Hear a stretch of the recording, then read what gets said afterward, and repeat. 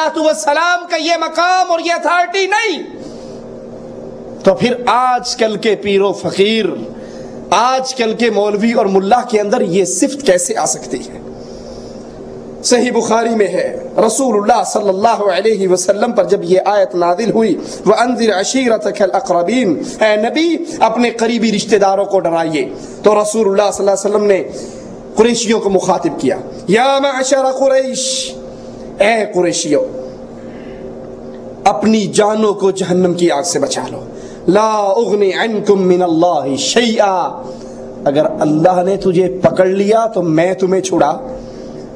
हमारे यहाँ क्या कहते हैं, जहन्नम में मैं तो क्या, मेरा साया भी ना जाएगा, क्योंकि गौसे पाक से ये देखा।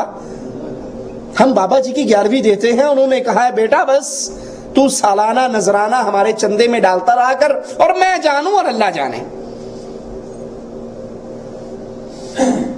एक बुजुर्ग ने अपनी किताब में लिखा है, इन्हीं के बुजुर्गों ने, कि जब मुनकर नकीर बाबा अब्दुल कादिर जिलानी के पास, अब मुनकर नकीर को नहीं पता था ये कौन है, सवाल जवाब करने के लिए पहुंचे, तो उन्होंने आते ही कहा, उसे उठाकर बिठाया, मन रब्बुक, कहा भाई पहले सलाम अलैकुम करो, बाद में जवाब दूंगा। उन्होंने सलाम के लिए आगे हाथ बढ़ाया तो बाबा जी ने फरिश्ते का हाथ पकड़ लिया जोर से, कहा ये बात तो बाद में बताऊंगा, मन रब्बुक पहले ये बताओ, जब अल्लाह ने कहा था मैं आदम को पैदा करने लगा हूं, तो तुमने ये क्यों कहा था सारे इंसानों के बारे में कि ये खून बहाएंगे? फरिश्ते हैरान, हक्के बक्के भी पूछ रहे, कुछ और आए थे, और उल्टा हम इनका इम्तिहान लेते, ये तो मेरा इम्तिहान ले रहे। फरिश्तों ने कहा हजरत ये बात तो सारे फरिश्तों ने कही थी, हम दो ने अकेले तो नहीं की, आप हमें छोड़िए हम पूछ कर आते हैं। कहा दोनों को छोड़ूंगा तो फिर गारंटी क्या है तुम वापिस आओगे? एक को पकड़ता हूं, एक को छोड़ता हूं, जाओ पूछ कर आओ। एक को पकड़ लिया, दूसरा फरिश्ता छोड़ दिया। अब ये दूसरा फरिश्ता रोता रोता अल्लाह के पास गया कि अल्लाह पाक वहां तो कोई सब्ज चोले वाले बाबा जी हैं, मैंने कहा मन रब्बुक, उसने कहा सलाम अलैकुम तो करो, हमने हाथ आगे बढ़ाया तो हमारे फरिश्ते साथी को पकड़ लिया, और पूछते हैं तुमने ये क्यों कहा? तो अल्लाह अज़्ज़ा वजल ने अब्दुल कादिर जिलानी से, नऊज़ु बिल्लाह तआला अल्लाह अम्मा यक़ूलून, इन जालिमों ने मेरे रब की कदर और इज्जत को नहीं पहचाना। वो अल्लाह कहता है अगर मैं ईसा, उसकी मां मरियम, वमन फिल अर्द जमीआ, और जमीन में जितने जो कुछ भी है सबको उठाकर जहन्नम के हवाले कर दूं, तो अल्लाह से कोई पूछ नहीं सकता। अल्लाह ने कहा तू मेरे फरिश्तों को छोड़ दे, फरिश्तों ने माफी मांगी, अल्लाह ने कहा फरिश्तों को छोड़ दे। अब अब्दुल कादिर जिलानी बार्गेनिंग कर रहे हैं अल्लाह के साथ, कहा हाँ छोड़ता हूं एक शर्त पे, तू मेरे सिलसिला कादरिया के सारे मुरीदों को जहन्नम से निजात दे दे, मैं तेरे फरिश्ते को छोड़ दूंगा। कहा जा मैंने तेरे सारे मुरीदों को छोड़ दिया, उसने कहा जा मैं तेरे फरिश्तों को छोड़ दिया। यहां तो ये पट्टी पढ़ाई जाती है, यहां तो ये अकीदे बयान किए जाते हैं, और इधर मुहम्मदुर रसूलुल्लाह सल्लल्लाहु अलैहि वसल्लम की जात मुबारक है। पूरी कायनात के पीर, पूरी कायनात के फकीर, पूरी कायनात के औलिया अल्लाह, बाबे और मलंग एक पल्ले के अंदर रख दो, और मुहम्मदुर रसूलुल्लाह एक पल्ले में हो, कायनात एक पल्ले में हो, सारी कायनात मिलकर मोहम्मद के बराबर सल्लल्लाहु अलैहि वसल्लम। अल्लाह के नबी कह रहे हैं, ए कुरैशियों अपनी जानों को खुद बचा लेना, मैं तुम्हें छुड़ा नहीं सकूंगा। फिर नाम लेकर कहा, या अब्बास इब्न अब्दुल मुत्तलिब, ए अब्बास बेटे अब्दुल मुत्तलिब के, ला उगनी अन्का शैआ, मैं तेरे कुछ काम ना आ सकूंगा क़यामत के दिन। अल्लाह के मुकाबले पर अगर अल्लाह ने पकड़ लिया अपनी बेटी सादात की मां फातिमा रज़ी अल्लाह तआला अन्हा, मुखातिब करके कहते हैं, या फातिमा बिन्त मोहम्मद सल्लल्लाहु अलैहि वसल्लम, ए मोहम्मद की बेटी फातिमा, सलीनी मिम्माली मा शिती, जो जी में आता है बाबा के माल में से मांग ले, बेटी दे दूंगा। बाप बेटी का रिश्ता ही बड़ा प्यारा होता है, लेकिन ला उगनी अन्की मिनल्लाहि शैआ, ए फातिमा अगर रब ने पकड़ लिया तेरा बाप नबी होते हुए भी तुझे छुड़ा न सकेगा। सोचिए जरा, इन عقیدوں کو سامنے رکھیے. ان کے ننگے پیروں کے ننگے بچے جو کہہ دیتے ہیں وہ پورا ہو جاتا ہے. اور ادھر محمد رسول اللہ بیٹی سے کہہ رہے ہیں بیٹی دنیا میں کچھ مانگنا ہے تو مانگ لے, دے کر راضی کر لوں گا, لیکن اللہ کے دربار میں تجھے چھڑا نہ سکوں گا. اور اپنے بارے میں اللہ کے نبی کہتے کیا ہے؟ قل انی اخاف ان عصیت ربی عذاب یوم عظیم. اگر میں اپنے رب کی نافرمانی کروں تو مجھے بڑے دن کے عذاب کا ڈر ہے. مجھے بڑے دن کے عذاب کا ڈر ہے اگر میں اپنے اللہ کی نافرمانی کروں.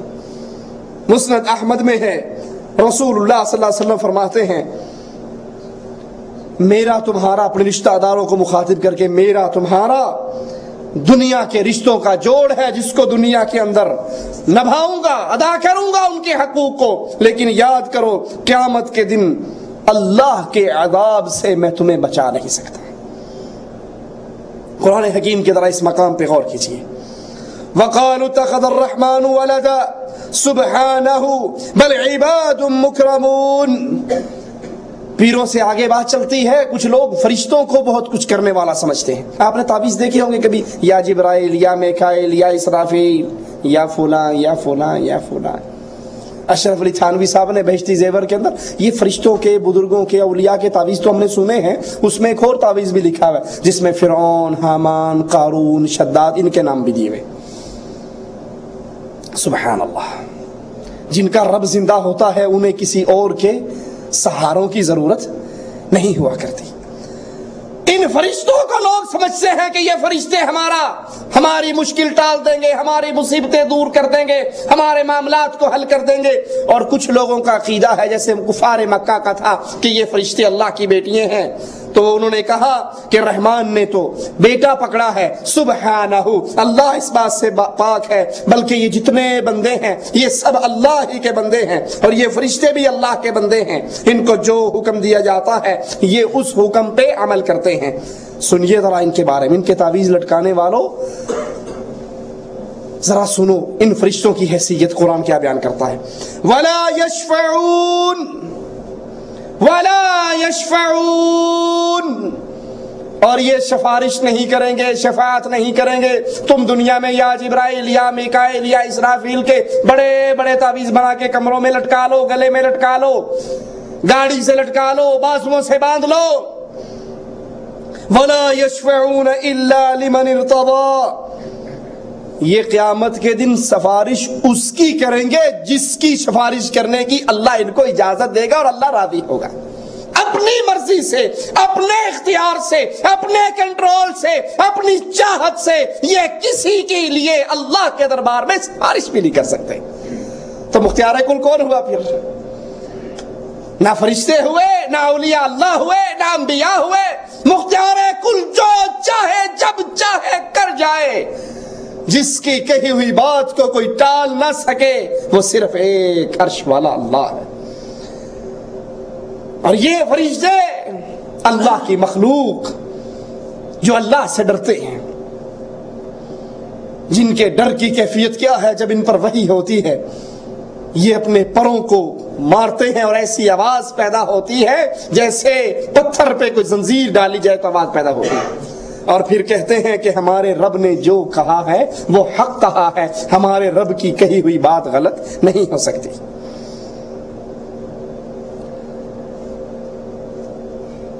جب ان کی اپنی کیفیت یہ ہے تو بتائیے یہ کسی کی مصیبت کو کیسے ٹال سکتے ہیں؟ ان کے ناموں کے لکھے ہوئے تعویذ دکان اور مکان میں لٹکانے سے خیر اور برکت کیسے ہو سکتی ہے کہ جب خیر اور برکت کا سارا اختیار صرف ایک اللہ کے ہاتھ میں ہے. قرآن حکیم کے اس مقام پہ غور کیجئے. وَكَم مِّن مَلَكٍ فِي السَّمَاوَاتِ لَا تُغْنِي شَفَاعَتُهُمْ شَيْئًا إِلَّا مِن بَعْدِ أَن يَأْذَنَ اللَّهُ لِمَن يَشَاءُ وَيَرْضَىٰ. وَكَم مِّن مَلَكٍ فِي السَّمَاوَاتِ, آسمان میں کتنے فرشتے ہیں, لا تغنی شفاعتهم شیئا, جن کی سفارش کسی کو کوئی فائدہ نہ دے سکے گی, الا من بعد ان یأذن اللہ, ہاں اس کے بعد کہ اللہ ان کو اجازت دے لمن یشاء ویرضا، اس کے لیے جس کے لیے اللہ راضی ہو اور اللہ پسند کرے۔ اللہ کے لیے اعلیٰ مثال سمجھانے کے لیے بات، ہمارے انڈیا پاکستان میں جب امتحانات ہوتے ہیں تو 33 نمبر والا پاس ہو جاتا ہے، اور اگر کسی کے 25 27 30 نمبر ہوں، وہ اپنے ٹیچر کے پاس جاتا ہے، ٹیچر ہیڈ ماسٹر کے پاس جا کر سفارش کرتا ہے، جی یہ ہمارا بڑا قریبی عزیز ہے، دوست ہے، پیار کرنے والا ہے، اس کے ابو سے میرے بڑے تعلقات ہیں، تو یہ 30 نمبر تو اس نے لے ہی لیے ہیں، آپ مہربانی فرما کے 3 نمبر پاس مارک اس کو دے دو، اضافی نمبر دے دو تاکہ یہ پاس ہو جائے۔ کیا خیال ہے؟ ہیڈ ماسٹر اس کی سفارش مان کے پاس کر دے گا بچے کو، 3 نمبر اپنے پاس سے اضافی دے دے گا۔ اچھا اب اسی ماسٹر صاحب کے پاس ایک اور بچہ آئے، کہے جی آپ میری بھی سفارش کرو، دیکھو آپ نے اس کی سفارش کی اور وہ پاس ہو گیا، میری بھی کر دو۔ وہ پوچھے بیٹا تیرے نمبر کتنے ہیں؟ کہا نمبر تو میرے انڈا ہی ہے اور کچھ نہیں ہے، 0 ہی ملا ہے مجھے، تو میں کوئی سوال حل نہیں کر سکا۔ کہے گا بے وقوف، تیری سفارش کر کے میں نے اپنی بےزتی کروانی ہے؟ بھئی کچھ تیرے پلے میں ہوتا، کچھ میں سفارش کرتا، کام بن جاتا، اور جس کے پاس ہے ہی 0 اس کی سفارش کون کرے گا؟ اور جو شرک کرتا ہے قیامت کے دن اس کے نامہ اعمال کے اندر کوئی نیکی باقی نہیں رہے گی۔ لہذا مشرک کی سفارش، قبر پہ سجدہ کرنے والا، قبر پوجنے والا، قبر کا طواف کرنے والا، قبر پہ نذر و نیاز دینے والا، قبر پر پیر صاحب کی قبر کی مٹی چاٹ کر شفا کی امیدیں لگانے والا، وہاں کے کڑے پہن کر، انگوٹھیاں اور پتھر، لولو اور مرجان پہن کر کے یہ پیر صاحب کے ہاتھ لگے ہوئے ہیں، تبرک والے یہ پتھر ہے، یہ فیروزہ پتھر ہے، یہ یاقوت پتھر ہے، بابا جی نے اس پہ دم کیا ہے، یہ پہننے سے بواسیر ختم ہو جاتی ہے، یہ بزرگ بڑی پہنچی ہوئے ذات ہے، یہ جو عطا کر دیتے ہیں، یہ مانسیرے کا ننگا پیر ہے، یہ نواز شریف کو ڈنڈے مار دیتا ہے، وہ وزیر اعظم بن جاتا ہے، بے نظیر بھٹو کو مار دیتا ہے تو یہ وزیر اعظم بن جاتی ہے، یہ بڑے پہنچے ہوئے ہیں، ان کے کرنے دھرنے سے سارے مسئلے حل ہو جاتے ہیں۔ جو یہ عقیدے رکھتا ہے وہ مشرک ہے، اور مشرک کی شفاعت قیامت کے دن نہ اولیاء کر سکیں گے نہ فرشتے کر سکیں گے، کیونکہ ان کا ٹھکانہ ہمیشہ کی جہنم ہے۔ یہاں تو یہ عقیدے ہیں کہ ان سب کے اختیار میں قرآن، امام کائنات، امام اعظم، قائد اعظم محمد رسول اللہ صلی اللہ علیہ وسلم کے بارے میں ایک بات کہتا ہے، بس یہی بات کہہ کر اپنی بات کو ختم کرتا ہوں۔ اللہ عز و جل کہ قرآن حکیم کی آیت پہ غور کیجئے اور پھر سوچئے، جب نبی کا مقام اللہ کی شریعت میں، اللہ کے فرامین کے مقابلے پہ یہ ہے، تو اس شریعت میں کوئی اور دم کیسے مار سکتا ہے؟ وَلَوْ تَقَوَّلَ عَلَيْنَا بَعْدَ الْأَقَاوِيلِ لَأَخَذْنَا مِنْهُ بِالْيَمِينِ ثُمَّ لَقَطَعْنَا مِنْهُ الْوَتِينَ فَمَا مِنْكُمْ مِنْ أَحَدٍ عَنْهُ حَاجِزِينَ۔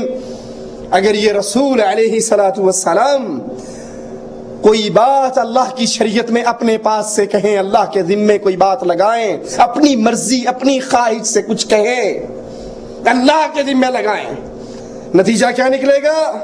لَأَخَذْنَا مِنْهُ بِالْيَمِينَ، ہم ان کو دائیں ہاتھ سے پکڑ لیں، ہم ان کو دائیں ہاتھ سے پکڑ لیں، پھر ان کی شہرگ کو کاٹ ڈالیں، تم میں سے کوئی اپنے نبی کو چھڑا بھی نہ سکے۔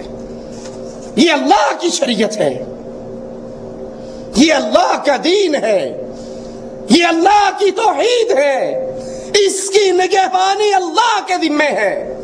بتائیے، جب اللہ کے نبی اپنے پاس سے اللہ کی شریعت میں کوئی اضافہ نہیں کر سکتے، اللہ کے ذمے کچھ نہیں لگا سکتے، بلکہ وہ بھی پابند ہیں اللہ کی طرف سے اتاری گئی وحی کے، تو پھر کوئی اور پیر بابا بزرگ وہ کیسے اس اختیار کے اوپر براجمان ہو سکتا ہے کہ جو وہ کہتا جائے، جو اس کی زبان سے نکلتا جائے؟